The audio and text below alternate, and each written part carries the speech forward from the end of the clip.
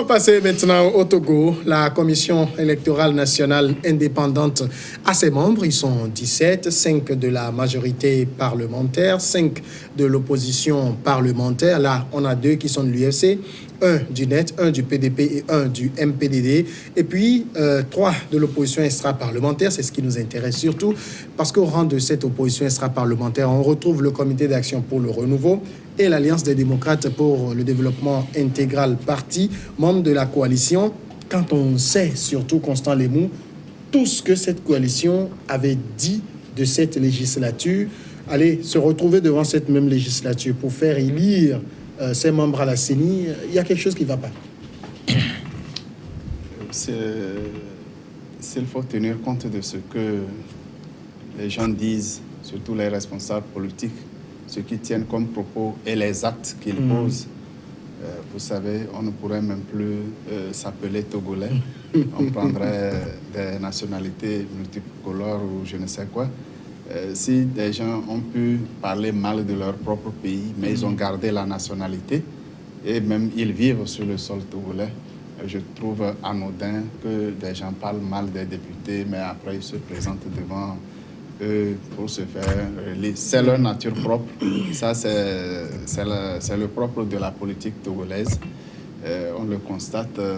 J'espère, à mon humble avis, qu'ils ont reconnu peut-être le faux pas politique, le faux pas stratégique de ne pas participer aux élections, mais ils veulent reprendre le poids de la bête en participant aux élections locales et présidentielles. Je me dis, tous les partis qui ont fait acte de candidature pour être membres de la CENI, qu'ils aient été retenus ou non, que leur candidat ait été retenu ou non, veulent effectivement participer aux élections locales.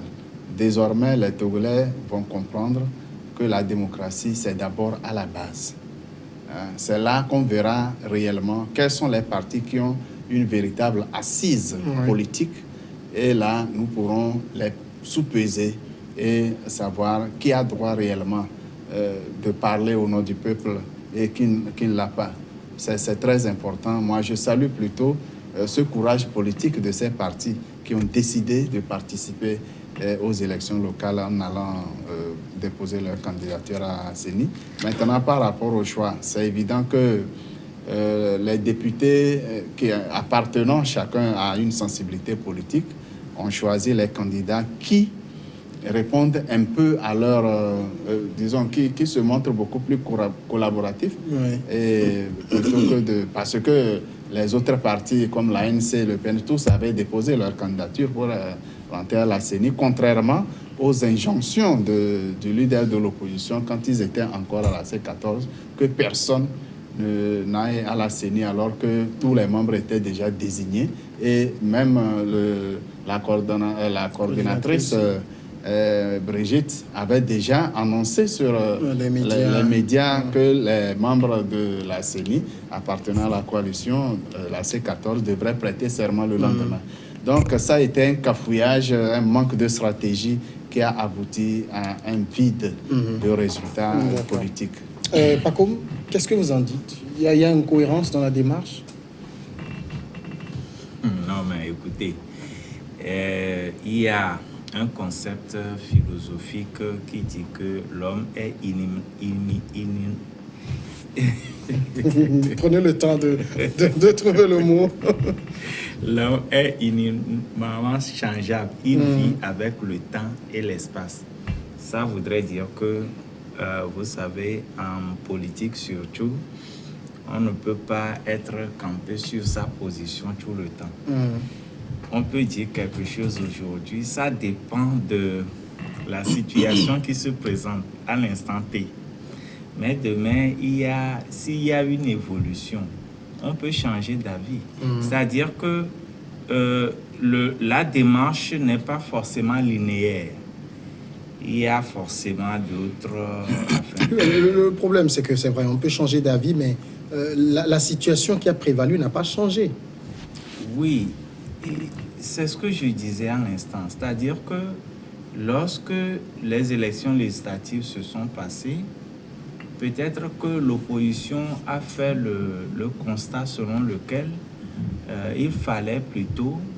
Je ne fais pas partie de l'opposition. C'est pour cela que je dis peut-être... Tu as le droit d'être de l'opposition, si tu le veux. Non, je suis journaliste, moi. Donc, un journaliste ne doit pas faire partie ni de l'opposition, ni du pouvoir. C'est à relativiser aussi. Hein. Non, oui, non, mais écoutez, c'est pour cela que je veux garder mon impartialité. Vous savez, l'opposition peut estimer à un moment donné que peut-être c'est une stratégie politique, enfin, c'est une erreur politique de ne pas faire partie de cette CENI pour participer aux législatives. Donc, à un moment donné, elle peut se dire, bon, pourquoi ne pas saisir la balle au bon pour pouvoir rentrer dans cette CENI-là et participer au local, même si la CENI était composée pour participer aux législatives. Je pense qu'avec l'entrée de nouvelles formations politiques à l'Assemblée nationale, peut-être on aurait aujourd'hui cherché à aménager un peu cette CENI-là pour aller au local. Maintenant, l'heure n'est pas à l'accusation. On ne pourrait pas accuser aujourd'hui l'opposition parce que l'opposition avait agi conformément à quelque chose. Bon, aujourd'hui, si elle estime qu'elle est peut-être temps d'aller au local, pourquoi pas? Vas-y. Écoutez, d'abord, moi j'ai toujours dit dans ce pays que l'opposition n'existe pas. Il y a des oppositions au Togo et qui s'affrontent entre des partis qui se disent opposition, qui s'affrontent entre eux. Et après, ils nous montrent une image de gens qui apparemment font montre d'une irresponsabilité notoire. Parce que moi, je ne peux pas comprendre aujourd'hui que le quart de M. Yovi Agboibo, le quart de M. Apevon, le quart pas d'Apevon, je parle de leur secrétaire général, et Jean Kissi, puissent présenter des candidats pour être admis à la CENI, où ce sont les députés nommés selon Kissi qui doivent voter pour permettre à ceux-là d'être là. Adi, qui a longtemps et qui continue de faire partie de la C14, votre C14 dont on entend parler, et qui a présenté des candidats, un candidat, pour être admis à la CENI. Il y a DSA de Targone également qui a présenté. Oui, Targone. Et puis, il y a bon, les pseudo-partis de mon ami de Agnon, tout ça là, ils s'étaient présentés. Mais des gens qui traitaient cette assemblée d'une assemblée illégitime, anormale, des personnes nommées et qui, à l'issue des élections, se sont dit, mais c'est le peuple qui a gagné. Le peuple a gagné comment? En n'allant pas voter. Et vous voyez maintenant les gens à l'assemblée et vous courez pour aller présenter vos candidats, pour que ces personnes sur lesquelles vous criez puissent admettre qu'ils soient membres de la CENI. Je dis, ben, on a fait quoi dans ce pays? On a fait que, c'est-à-dire tourner en rond, tourner en bourrique les Togolais, pour après se présenter sur une image où on ne nous dit pas pourquoi. Ce n'est pas normal. Le carré l'a dit, se sont présentés pour qu'on admette leurs membres à la CENI. Je dis, la politique togolaise, elle nous montre des visages qu'on ne peut même pas qualifier. Bon, maintenant ils y sont. Toute honte bu. Ils sont maintenant membres de la CENI parce qu'ils regrettent déjà de n'avoir pas participé aux législatives du 20 décembre. 3 mois après, ils se sont organisés 20 mars pour aller rencontrer le chef de l'État. On reconnaît aujourd'hui que Faure est chef de l'État. Qu'on ne va pas lui demander de négocier son départ. Vous voyez, il faudrait que les politiciens togolais soient honnêtes avec eux-mêmes pour que les populations puissent savoir où on les conduit. D'accord. Donc, moi, je m'insurge contre ce comportement de... Je ne sais pas comment le qualifier. D'accord, Paco. Non, je pense que nous devons être toujours journalistes, puisque nous le sommes. Et nous pouvons faire des propositions si nous voulons.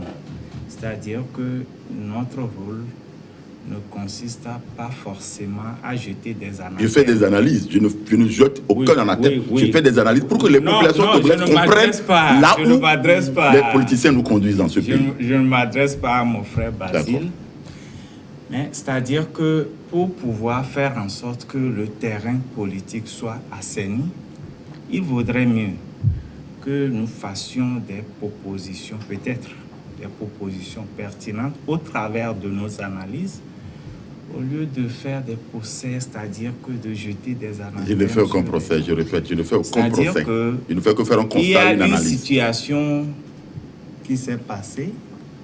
Je pense que la meilleure des choses voudrait que, eh bien, nous nous asseyions pour voir justement ce qui s'est passé, mais dire le présent et peut-être l'avenir. Bon, le fait de maintenant revenir pour dire que les gens n'ont... On est obligé aussi d'analyser. Hein. Il faut qu'on analyse, il faut qu'on dise la vérité à la population togolaise. Il ne faudrait pas qu'on s'attarde trop sur les... Ah non, il faut vraiment qu'on s'y attarde. Il faut qu'on s'y attarde. Lorsqu'on veut se prêter à ce jeu-là, je ne pense pas qu'on pourrait réellement rentrer dans notre mission justement d'éveil de conscience. D'accord. Constant. Oui, c'est vrai, il y a eu beaucoup de cafouillage du côté de l'opposition dans sa démarche depuis disons depuis 18 mois. Pendant 18 mois, ils ont cafouillé, ils ont eu des avantages non capitalisés. Ils ont manqué de saisir la balle au rebond lorsqu'il le fallait. C'est vrai, aujourd'hui, ils ont fait le bilan, ils ont constaté que c'était la mauvaise stratégie adoptée. Contrairement à l'objectif premier, demander au chef de l'État revenir à la C92 et par conséquent démissionner. Et si jamais il y a rencontre, c'était pour discuter des conditions de son départ. Je pense que la délégation de la C14 est allée rendre les armes parce que la C14 a constaté l'échec de leur lutte. Et nous, ça nous réjouit dans la mesure où désormais, ils ont compris qu'il faut s'inscrire dans la légalité. Il faut mener les démarches légales, il faut poser des actes suivant les tests du pays et ensemble, nous allons bâtir notre cité. Aujourd'hui, quelles que soient les conditions dans lesquelles les députés ont été élus, quelle que soit l'appréciation que chacun a, les critiques, ceux qui ont porté les critiques les plus acerbes, ceux qui ont menacé même d'empêcher les élections, ils sont allés déposer leur candidature devant la même Assemblée nationale. Là, nous, on comprend que, oui, ils se sont rendus à l'évidence qu'il faut toujours être dans la légalité. C'est ça qui paye. Et là, j'apprécie aussi l'action des députés qui ont choisi des représentants des partis de la C14 au sein de la CENI pour montrer qu'en réalité, nous sommes tous Togolais et nous devons composer avec tous nos efforts, toutes nos forces, toutes nos énergies pour que chacun participe à la construction de notre pays. Ça, c'est très louable. C'est vrai, les autres partis comme l'ANC, le PNP n'ont pas eu la chance que leur candidat... Ils n'ont pas déposé de dossier. L'ANC n'en a pas déposé, le PNP non plus. C'est à vérifier. Non, j'ai vu quand même la liste. Moi, je l'ai vu. Je n'ai pas vu l'ANC ni le PNP. J'allais même en venir que même ceux qui n'ont pas déposé les candidatures, même ceux qui n'ont pas été désignés malgré les candidatures déposées, moi, je souhaite vivement que tous aillent aux élections locales. C'est très important et je souhaite que cette CENI travaille véritablement dans la transparence. Reste une question, peut-être elle n'est pas à l'ordre du jour, mais comment ces partis qui avaient appelé au boycott du recensement pourront participer aux élections locales si leurs militants ne sont pas sur les listes. Apparemment, ils en ont discuté avec le président de la République et qu'il y aurait peut-être des ouvertures. À chaque élection, il y a forcément un recensement, c'est-à-dire il faut... Oui, mais certains disent que ce n'est pas toujours ça. Ce n'est pas toujours ça. Nous venons de faire un recensement général. Après le recensement général, il faut attendre un an pour procéder à la révision. Mais si c'est une révision qu'on avait faite, et quand on arrive à une autre élection, on pourrait procéder également à une révision. Mais juste au lendemain du recensement général, on ne comprend pas pourquoi dans la logique. Mais il peut y avoir des ententes politiques pour ouvrir ce qui avait été rejeté. D'accord. Alors, Basile, il y a un point, peut-être au niveau de la recomposition même de la CENI. Si je prends les extraits parlementaires, maintenant c'est Adikar PDR. Le PDR semble avoir reçu, je ne sais pas moi, une carte pour siéger à la CENI depuis 2006. Oui, le PDR est toujours à la CENI parce qu'au travers de M. Kolani que je connais, que je salue au passage, depuis 2006, il est toujours là-bas. Oui. Et donc, maintenant, il s'installe. D'opposition, parti extra-parlementaire proche du pouvoir. Il y a ça aussi. Il n'y a que ça, il n'y a que lui. Oui. C'est-à-dire que sur le plan technique, ils étaient présents. Oui. À toutes les élections, les membres du PDR étaient là dans le truc technique. Parce qu'on ne le voit participer à aucune élection. Non, aucune élection. La dernière fois, le PDR sort pour faire un congrès. Je ne sais pas si c'est un congrès ou bien plus. C'était en préparatif à ça. Vous voyez? Donc, dans ce pays, il y a des incongruités que nous rencontrons et qui parfois poussent au ridicule et on a envie de rire. On a envie de rire. Il faudrait que la politique togolaise soit un peu plus assainie et que ceux qui entendent un jour diriger ce pays se montrent beaucoup plus cohérents avec eux-mêmes.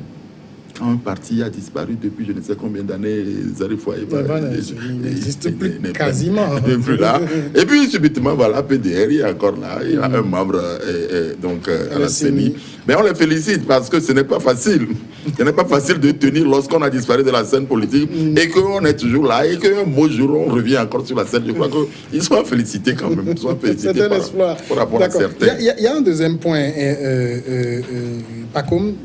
On a vu aussi au niveau, par exemple, du monsieur de l'administration, je ne sais pas, aujourd'hui, quand je prends la liste de UNIR, je vois un seigneur Kegbero qui se retrouve dans les 5 de UNIR, qui était à la CENI au titre de l'administration. Alors, c'est quoi? Il y a une confusion entre l'administration, parce que la même personne qui a représenté l'administration vient représenter maintenant UNIR. Je ne comprends pas. Non, peut-être on dirait que le parti UNIR est libre. Parce que peut-être le monsieur dont vous parlez... Non, s'il est de l'administration, il est de l'administration. Maintenant, s'il est militant... Kegbero dont vous parlez, peut-être qu'à un moment donné, il est devenu membre de UNIR. Et que UNIR a estimé que c'est une personnalité qu'il faille présenter au niveau de la CENI par rapport à son expérience. Moi, je ne... Mais ça confirme ceux qui disent qu'il y a une confusion entre le parti au pouvoir et l'administration, que c'est même pipe, même tabac, bonnet blanc, blanc bonnet. Non, mais écoutez... L'administration, qui gère l'administration? C'est le parti au pouvoir qui gère l'administration. On ne peut pas quand même... Écoutez, peut-être que juridiquement, on pourrait dire que l'administration est indépendante par rapport au parti pouvoir. Au pouvoir, oui. Juridiquement, peut-être on pourrait affirmer cela, mais sur le terrain, les faits montrent clairement que, eh bien, qui dit administration, dit pouvoir. Enfin, ce n'est pas spécifique au Togo. Ce n'est pas spécifique au Togo. Bon, si nous prenons le cas de la France, où le ministère de l'Intérieur organise les élections, il n'y a pas de problème. Mais ici, quand nous prenons l'ensemble des pays africains, vous allez constater que quand on parle d'administration, forcément, c'est le pouvoir qui Constant. En fait, je ne vois pas exactement où se trouve la confusion, dans la mesure où le représentant de l'administration est tout simplement un fonctionnaire. Oui. Nous sommes d'accord, il est fonctionnaire de l'administration. Rien ne l'interdit d'être militant d'un parti politique et que ce parti politique le copte à un moment donné pour le représenter à une institution donnée. Il n'y a pas de problème en ce sens. Je verrais un problème plutôt si jamais quelqu'un de la société civile devenait un représentant d'un parti politique ou inversement. c'est là peut-être que j'aurais vu des acrobaties insensées. Mais ici, Latif Kegbero était juste... Quand vous étiez, par exemple, représentant de l'administration, oui, mais vous avez la carte d'un parti politique, bon, il va de soi qu'au sein de la commission, vous défendiez votre parti politique. Alors que vous devez défendre l'administration, donc un rôle un peu de neutralité. Et le représentant de l'administration au sein de la CENI, quel est son rôle? C'est ça qu'il faut connaître d'abord. Quel est son rôle? Il faut veiller à ce que l'organisation des élections respecte les textes en vigueur. C'est son rôle principal. Maintenant, au niveau de l'administration, je veux dire territoriale, par exemple, et M. Latif Kegbero a été longtemps chef de division qui s'occupe des collectivités locales. Ouais. C'est quelqu'un qui maîtrise très bien ce dossier et que surtout, quand il s'agit des élections législatives ou même locales, c'est quelqu'un qui est un routinier de ce dossier-là. Alors, si à un moment donné, son parti a choisi de le coopter pour le représenter à la CENI, le problème ne se pose à aucun niveau. Le problème ne se pose pas. D'accord. Mais si c'était d'un parti à l'autre ou de la société civile à un parti politique, bon, là peut-être on pourrait voir peut-être des Alors, absurdités. maintenant, il y a l'entrée très remarquée de Christophe Tchao. Le nouveau président, c'est lui? On attend de voir. On attend de voir parce que, vous savez... Parce que quand on regarde aussi un peu la composition, c'est le poids lourd, hein, on peut le dire comme ça. Effectivement. Effectivement. Vous savez, nous sommes en train d'aller à une élection très sérieuse. Oui. Parce que c'est la CENI là qui va organiser les locales et les présidentielles. Ouais. Donc, je crois qu'on a pensé à tout ça là pour ne pas avoir une composition légère, et avoir une composition assez forte, assez soutenue pour que les présidentielles qui sont pour quelques mois, il y a dans quelques mois, donc puissent être beaucoup plus organisées, enfin, avec beaucoup plus de force et beaucoup plus de sérénité. Je crois que c'est la raison pour laquelle Christophe a été coopté donc, pour être membre. Je crois que c'est une bonne chose. C'est des routiniers, comme on le dit. C'est des gens qui connaissent la maison, qui connaissent le travail pour lequel donc, ils sont là. Mais je crois que c'est de bonne guerre. Si à chaque fois vous parlez de routinier, pourquoi vous voulez accuser l'homme de PDR d'avoir fait partie de la CENI depuis 2006? Non, c'est un routinier aussi. C'est un routinier donc, aussi. N'accusez pas, c'est un parti qui est beaucoup trop absent sur la scène politique togolaise. Alors maintenant, moi, il y a aussi un autre point, parce que j'ai entendu dans un discours antérieur du président de la République mettre le vœu d'une CENI technique. Mais là, toutes les manœuvres qui se font, on est toujours dans une CENI extrêmement politisée. On ne tend pas vers la CENI technique. Non, écoutez. Nous sommes dans une situation politique qui ne permet pas d'avoir une CENI purement technique. On peut avoir des gens techniques au sein de la CENI, mais à l'heure actuelle, par rapport à la situation politique, empreinte de méfiance au niveau des politiques, on ne peut jamais avoir une CENI purement technique. Ce n'est pas possible. C'est-à-dire que ailleurs, ou peut-être au niveau des acteurs politiques, la méfiance n'est pas aussi prononcée que ça, et que les gens se font confiance, et que les institutions sont véritablement indépendantes, les institutions travaillent normalement, eh bien, on peut aller vers une CENI véritablement technique. Mais aujourd'hui, même si on prend des gens techniques, forcément, ils doivent appartenir à des partis politiques. Si nous prenons toutes les formations politiques qui ont présenté des gens, vous allez voir que dans leur CV, ils ont une certaine expérience, même si il y en a qui n'ont jamais fait la CENI.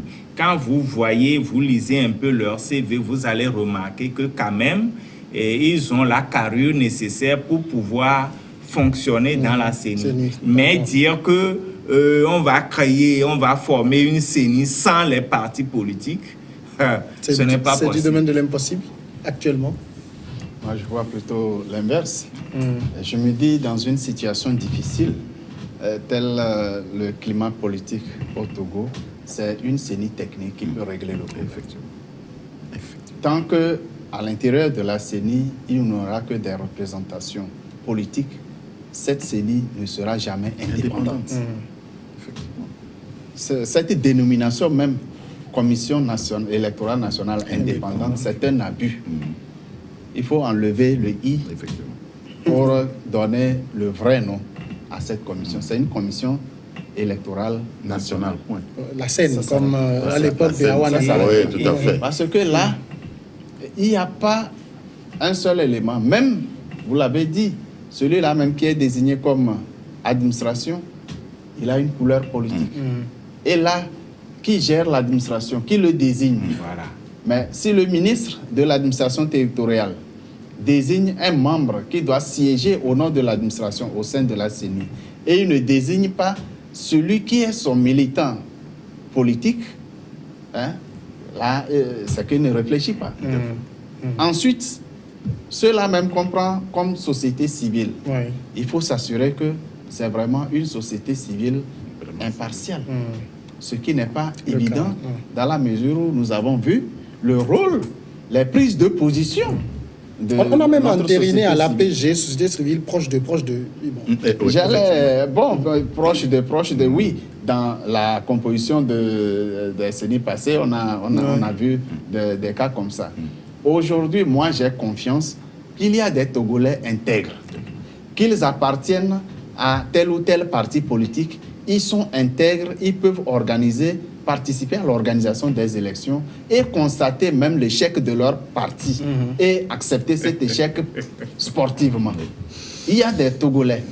Je ne vais pas demander qu'on aille chercher des étoiles du ciel pour venir composer la CENI technique au Togo. Les Togolais sont des hommes suffisamment intègres, sauf que ces hommes intègres n'ont pas souvent la parole, ils n'ont pas la possibilité d'exprimer leur force d'action pour aider à sortir le pays. Basile, sur la CENI technique, rapidement. Non, sincèrement, je suis d'accord avec M. Lemou qui que pour régler le problème politique dont